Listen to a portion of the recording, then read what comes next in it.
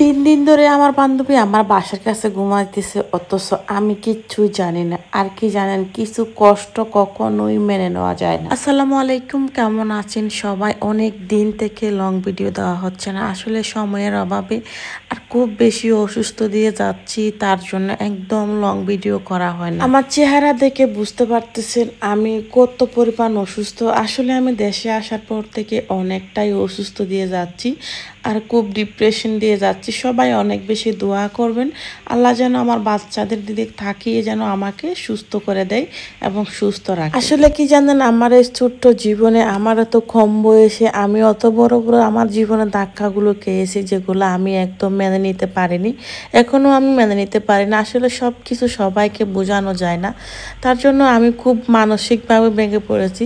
সবাই অনেক বেশি দোয়া করবে যেন আমি সব কিছু সামলিয়ে উঠতে পারি। হঠাৎ করে মোবাইল দেখতে দেখতে যখন ফেসবুকে ঢুকে দেখলাম আমার বান্ধবী স্টোরি দিছে, ও নাকি সিলেটে জাফলংয়ে গেছে।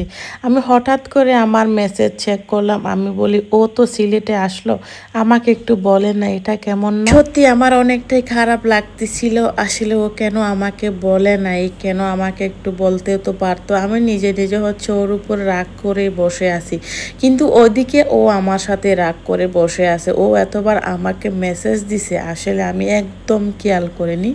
আর আমি বলতে গেলে ইদানিং অনেক বেশি অসুস্থ দিয়ে যাচ্ছি, খুব ডিপ্রেশন দিয়ে যাচ্ছি। সব কিছু মিলিয়ে আসলে মোবাইল আমার ধরা হয় না। ও হচ্ছে আমার হাতে যে ফোনটা থাকে অন্য ফোনেই কিন্তু মেসেজ করছে, এর জন্য আমি আরও দেখতে পারিনি। হঠাৎ করে রাত্রে আমি দেখলাম ও আমাকে অনেকবার মেসেজ দিছে।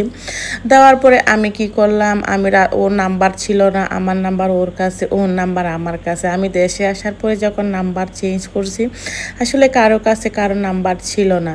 আর আমি নাম্বার কালেক্ট করে সকালে অনেকবার ফোন দিছি, ও ঘুমে আমার ফোন একদমই উঠাচ্ছে না। হয়তো মনে করছে আন্নার নাম্বার, আন্না হয়তো ভাবতেছে যে না আমার সাথে রাগ করছে, ওরকম কিছু। তো কি করব, আমি একদমই ঘুমাইনি। আর সকালবেলা যখন উঠে ওকে ফোন দিছি বারবার, তারপরে ধরার পরে ও তো খুবই মানে করতেছে, খারাপও লাগতেছে খুশিও লাগতেছে। পরে আমি তাড়াহুড়ো করে গিয়ে হচ্ছে ওকে হোটেল থেকে আমি নিয়ে আসলাম। আর ও যে হোটেলতে থাকে একদম আমার বাসার কাছেই ছিল।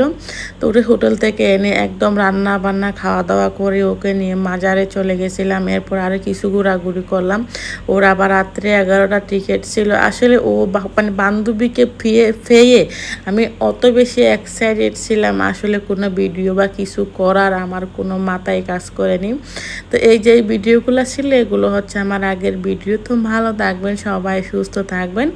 আর ও অলরেডি চলে গেছে ঢাকাতে। সবাই ওর জন্য অনেক বেশি বেশি দোয়া করবেন। ভালো থাকবেন, আল্লাহ হাফিজ।